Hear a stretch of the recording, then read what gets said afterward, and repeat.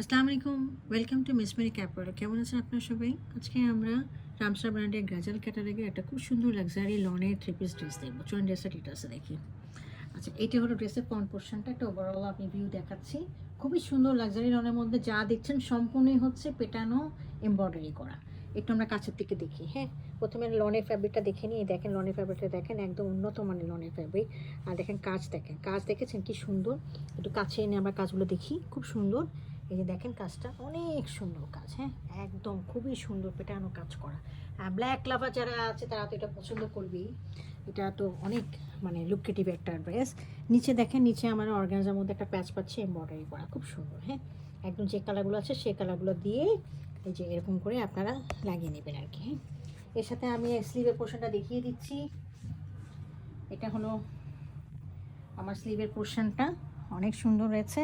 সাথে আমাদের একটা অর্গানজার মধ্যে লেসও রয়েছে। হ্যাঁ, আপনারা এই লেসটা লাগিয়ে নেবেন খুব সুন্দর করে।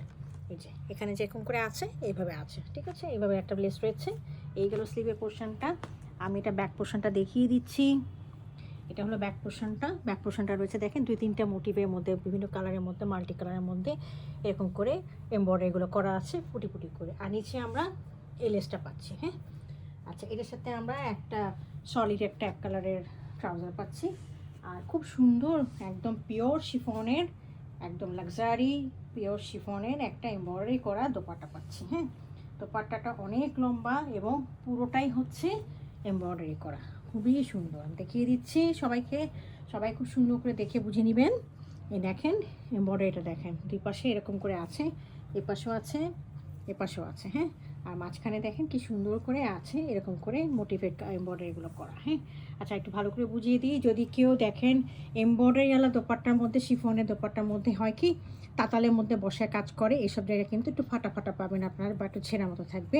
এটা কোনো ডিফেক্ট হয় না, ওটা হচ্ছে তাতালে বসানোর জন্য এরকম হয়ে টেনে ছিঁড়ে যায়।